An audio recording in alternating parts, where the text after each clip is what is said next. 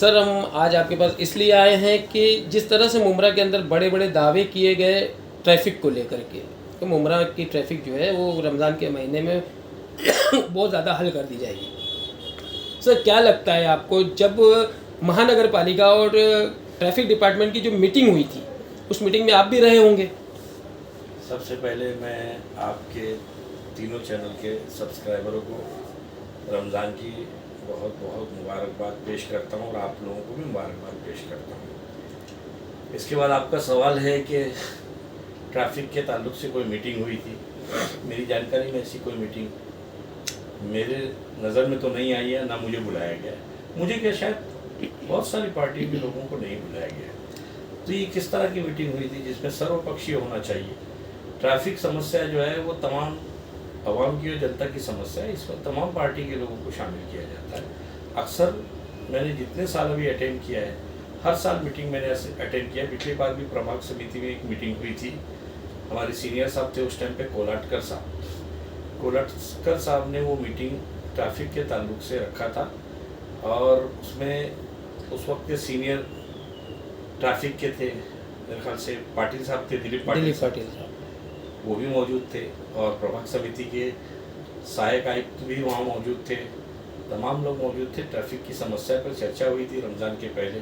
इसी तरीके से मुहर्रम में हम लोग ऐसी मीटिंग करते हैं, तमाम डिपार्टमेंट के लोग मिलकर। ये पहली बार ऐसा हुआ इस साल कि किसी भी तरीके की कोई इत्तला नहीं दी गई, किसी भी पार्टी का कोई नुमाइंदा वहाँ मौजूद नहीं था, कोई सोशल फील्ड के लोग नहीं थे। एक तरफा एक मीटिंग हुई और डिसाइड हुआ, मुझे अंदाज़ा नहीं है। सर अक्सर तो यही देखा गया है कि अगर कोई भी ऐसा कोई प्रोग्राम जब मुमरा में अदर लोग करना चाहते हैं तो उससे पहले ही हैक कर लिया जाता है। तो सोशल मीडिया की तरह जो है प्रोग्राम भी हैक होने लगे हैं। हैक होने से कुछ फ़र्क नहीं पड़ता, समस्या का हल होना चाहिए। चाहे जो हो, जो कर रहा है वो करे, लेकिन मुमरा की जनता का उसका फ़ायदा होना चाहिए। सर रमज़ान का महीना है और बहुत से लोग जो है मगरिब से पहले अपने घर पे पहुंचने की कोशिश करते हैं, अज़ान से पहले पहुंचने की कोशिश करते हैं, और जो शाम की ट्रेन पकड़ करके आते हैं वो सोचते हैं कि हम जल्दी से जल्दी कोई कौसा में रहता है, कोई कहीं रहता है, तो वो पहुंचने की कोशिश करता है। लेकिन जो गुलाब पार्क से लेकर के और शिमला पार्क तक की जो परमानेंट ट्रैफिक है उस पर किसी तरह का कोई रोक टोक नहीं है। अव्वल तो आपको बता दूं कि अभी 11 रमज़ान हुई, ये हाल है ट्रैफिक का। आप कितने देर में यहाँ पहुँचे मेरे इस ऑफिस पर? आधे घंटे में। कहाँ से आप निकले थे? साहिल होटल से। आप साहिल होटल से आनंद कोलीवाड़ा की मेरी ऑफिस पे पहुँचने में आपको आधा घंटा लग गया है जी। लोग ट्रेन में जब कुर्ला से बैठते हैं तो मुमरा पहुँचते हैं आधे घंटे में जी। यानी आपने उतना बड़ा फासला जो है साहिल होटल से मुमरा पहुँचने में किया, यानी आधा घंटा आपको लगा। तो आप समझ सकते हैं कि क्या ट्रैफिक पे काम हुआ और क्या वॉलंटियर्स काम कर रहे हैं, ये आपको अंदाज़ा हो गया होगा। ये 11 रमज़ान में ये हाल है ट्रैफिक का, तो अभी असली ख़रीदार तो बाहर निकला ही नहीं है। 15 रमज़ान के बाद लोग बाहर निकलते हैं ख़रीदारी करने के लिए मुमरा कौसा में, और मुमरा कौसा के ही लोग नहीं होते इसके अंदर। मुमरा का मार्केट आज की तारीख में बम्बई के मार्केट के इक्वल मार्केट है ये। यहाँ पर लोग थाना से आते हैं, दीवा से आते हैं, डोंबिवली से आते हैं, यहाँ तक के बदलापुर से आते हैं, मुलुंड भाडुप से आते हैं, घाटकोपर तक लोग यहाँ पर आते हैं। कभी कभी तो ऐसा मैंने अजूबा देखा है कि मुंबई के लोग भी मुमरा आते हैं ख़रीदारी करने के लिए। सर हमने ये भी सुना है कि आप लोगों के भी कुछ वॉलंटियर्स लगे हुए हैं इस काम पर, लेकिन ऐसा सुनने में आया है कि हमारे को इस ताल्लुक से कोई जानकारी दी ही नहीं गई है। हमारे कोई वॉलंटियर्स अभी तक तो मेरे नहीं है, कम से कम वॉलंटियर्स इस मामले में। और वॉलंटियर्स रखने की ज़रूरत क्या है? सबसे पहले मेरा सवाल ये है कि हमारा ट्रैफिक डिपार्टमेंट सो रहा है क्या? ट्रैफिक डिपार्टमेंट कहाँ है? ये काम ट्रैफिक डिपार्टमेंट का है। आपको याद होगा, आप इतने सालों से पत्रकारिता कर रहे हैं, आप तमाम चैनल वाले, मुझे एक बात बताइए कि सारे इंतजामात कौन करता था? ट्रैफिक डिपार्टमेंट करती थी इससे पहले जी।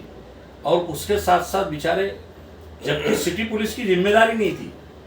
आप पिछले साल देखा होगा कोलाटकर साहब ने खुद उसका लीड लिया था, इससे पहले तायडे साहब ने लिया था, अशोक कडलक साहब ने भी लिया था, अशोक कडलक साहब ने लिया था, पासरकर साहब ने लिया था। सीनियर पीआई मुमरा के खुद इसकी लीड लेते, उसकी जिम्मेदारी लेते हैं। और ट्रैफिक, जबकि ये जिम्मेदारी मुमरा ट्रैफिक पुलिस की है, तो ट्रैफिक पुलिस के डिपार्टमेंट का काम है ये पब्लिक को करने की क्या ज़रूरत है? हमारे वॉलंटियर्स रोज़ा रखेंगे क्या लोगों की ट्रैफिक हैंडल करेंगे?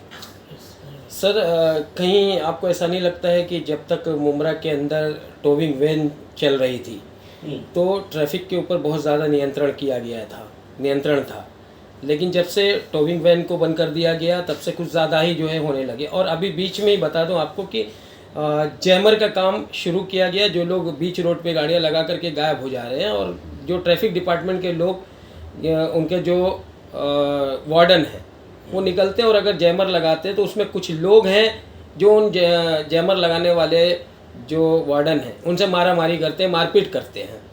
तो क्या लगता है आपको, कहीं ना कहीं जो सत्ताधारी लोग हैं वो बहुत ही ज़्यादा अपने आप को कमज़ोर साबित कर रहे हैं?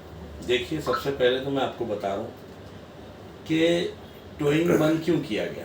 जब आपको ट्रैफिक को कंट्रोल करना है तो टोइंग ज़रूरी है। स्पेशली आपको बताऊं कि जिस एरिया में मार्केट चल रहा है, जहाँ पर दुकानें लगी है कपड़ों की, वहाँ पर कोई भी बाइक कहीं पर भी खड़ी कर देगा, कोई गाड़ी अपनी कहीं पर भी खड़ी कर देगा, तो इसका नुकसान तो आम जनता को भुगतना पड़ेगा। जो खरीदारी करने वाले वो लोग जो गाड़ियाँ अपने लेके जा रहे हैं उनके लिए तो टोइंग इसलिए ज़रूरी है। टोइंग बंद किसकी परमिशन से किया, किसके बोलने पर किया गया, पहली बात तो ये। और अगर बंद किया गया है तो कम से कम उस जगह की लिमिट के लिए न रखा जाए, कम से कम महदूद कर दिया जाए कि ठीक है, काम किया जाए। इस टोइंग करना है तो आप मुमरा मार्केट की तरफ करो, टोइंग होना चाहिए। स्टेशन एरिया में टोइंग होना चाहिए। अमृत नगर मार्केट, ये 2-3 जगह पे तो टोइंग को आपको करना ही पड़ेगा। नहीं करेंगे तो पब्लिक कैसे खरीदारी करेगी? गाड़ी तो कहीं पर भी कोई पार्क कर रहा है, उसका नुकसान तो आम जनता को हो रहा है। अक्सर लोगों का ये कहना है कि मुमरा के अंदर पार्किंग की सुविधा नहीं है, जिसकी वजह से ज़्यादा प्रॉब्लम हो रही है। बिल्कुल। तो ये पार्किंग कौन अवेलेबल करा के देगा? पार्किंग की जिम्मेदारी कारपोरेशन की है। स्पेशली कारपोरेशन को एक जगह आरक्षित करके पार्किंग की सुविधा करनी पड़ेगी। मुमरा में आज तक कारपोरेशन ने वैसे भी कोई कुछ किया नहीं है। सारे आरक्षित ज़मीनों पे तो इलीगल बिल्डिंग बना रहे हैं। आरक्षित ज़मीन कहाँ है? अब आपको बता रहा हूँ कि जो डिपो है, जो हमारे मुमरा कौसा के लिए एक सुनहरा मौका था कि कम से कम एक डिपो होता जहाँ से हमारी जनता कम से कम बस में बैठकर जाती। वो डिपो मेरे वक्त पे, जिस टाइम पे मैं परिवहन का सदस्य था, तो डिपो का रिजर्वेशन था। हम लोग प्रयत्न कर रहे थे कि वो डिपो शुरू कर दिया जाए, लेकिन उस वक्त परिवहन के पास निधि नहीं होने की वजह से वो डिपो नहीं बन सका। अब मैं सब सुन रहा हूँ कि वो डिपो भी वहाँ से गायब कर दिया गया। आरक्षित भूमि का कहीं अता पता नहीं है कि वो हावी मित्तल में वो डिपो है भी या नहीं, इसकी कोई गारंटी नहीं है। अभी वो देखना पड़ेगा कि डिपो की जगह पे तो कहीं बिल्डिंग नहीं बन गई। सर, पिछले इलेक्शन, ये जो अभी इलेक्शन गया है, इस इलेक्शन में हमने एक न्यूज़ कवर किया था हज हाउस की जगह पे खड़े होकर के, कि जहाँ पर हज हाउस अलॉट किया जा रहा था। जो यहाँ के साबिक एमएलए हैं, एमएलए जितेंद्र अवाड़ द्वारा ये कहा गया था कि इस जगह पर हज हाउस आएगा मित्तल में, और यहीं से जो है लोगों को हज के लिए जो है वो किया जाएगा। लेकिन आज मैं ये देख रहा हूँ कि उसी हज हाउस की जगह पर पहले एक मेला लगाया गया, और उसके बाद फिर उसको एक ब्लू पत्रे से बाउंड्री डाल करके वहाँ पर एक बड़ी बिल्डिंग का एडवर्टाइज डाल दिया गया। देखिए, आरक्षित भूमि का वो इतिहास देखना पड़ेगा। जहाँ तक शासन के तौर पर तो अब तक कोई ऐसा डिक्लेरेशन नहीं है कि हज हाउस मुमरा में बनने वाला है। ये मैं अक्सर पत्रकारों से ही सुनता हूँ। ऑफिशियली कोई महाराष्ट्र सरकार ने ऐसा कोई डिक्लेरेशन किया नहीं है कि यहाँ हज हाउस बनने वाला है। अब रही बात आरक्षित भूमि की, तो आपको उसके पीछे पढ़ना होगा, तब आपको मालूम पड़ेगा वहाँ पर आरक्षण था या नहीं। अयाज भाई, आप खुद एक आरटीआई एक्टिविस्ट भी है, और आपको बाखूबी पता है एक आरटीआई के ज़रिए, ये मुझे भी पता है कि आपको जितनी मालूमात है, शायद आपके अलावा अगर कोई दूसरा व्यक्ति है तो हनीफ कामदार साहब हैं। तो सर, आपको खुद मालूम है कि हज हाउस कहाँ आने वाला था, फिर भी आप इस तरह की बातें क्यों कर रहे हैं? देखिए, हज हाउस में कहने के लिए मैं आज कह दूंगा कि ये जगह खाली है, यहाँ हज हाउस बनाऊंगा। मैं अभी अगर आमदार होता तो मैं भी कह देता हूँ वहाँ बनाने वाला हूँ। जुमला कहना आसान है, उसको इम्प्लीमेंट में लाना बड़ा मुश्किल है। आपने वो अमित शाह का डायलॉग तो सुना होगा कि जुमलेबाजी होती रहती 15 लाख के बारे में। जो मोदी जी 15 लाख कह रहे थे उसके बारे में अमित शाह जी ने क्या कहा कि जुमला था। ऐसे जुमला राजनीति में इस्तेमाल होते रहते हैं। तो रही जो टोविंग और ट्रैफिक की समस्या, लेकिन आप भी जो है यहाँ के नेता रह चुके हैं और नेता हैं और सीनियर फाउंडर लीडर भी हैं सर। तो आपकी टीम और अजीत पवार दादा के जो लोग हैं वो लोग यहाँ की ट्रैफिक कम करने के लिए किस तरह का प्रयत्न करेंगे? देखिए, हम लोग 2-3 दिन और देखेंगे क्या समस्या कहाँ तक पहुँच रही है, क्योंकि इसमें हम लोग एक ताकतवर पार्टी के तौर पर इस इलेक्शन में उभरे हैं। हमारा भी फ़र्ज़ है ट्रैफिक के ताल्लुक से। हम प्रशासन से बात करेंगे कि क्या ये प्रशासन की जिम्मेदारी है या नहीं, एक चीज़। दूसरी बात ये है कि वॉलंटियर्स एक पार्टी के नहीं हो सकते, तमाम पार्टियों के होने चाहिए। तो इस तरह की चर्चा क्यों नहीं हुई? चर्चा होनी चाहिए। और अगर चर्चा नहीं हुई, कुछ लोग अगर वो वॉलंटियर्स बनकर, एक हॉकर्स माफिया भी चल रहा है मुमरा कौसा में, आपको तो पता होगा जी, कि कुछ लोग रमज़ान के 1 महीने के लिए कुछ लोगों को मुमरा में बुलाया जाता है धंधा लगाने के लिए, उनसे पैसे लिए जाते हैं। ऐसी भी एक रैकेट मुमरा कौसा में चलता है और आज से नहीं चल रहा है, काफ़ी टाइम से चल रहा है।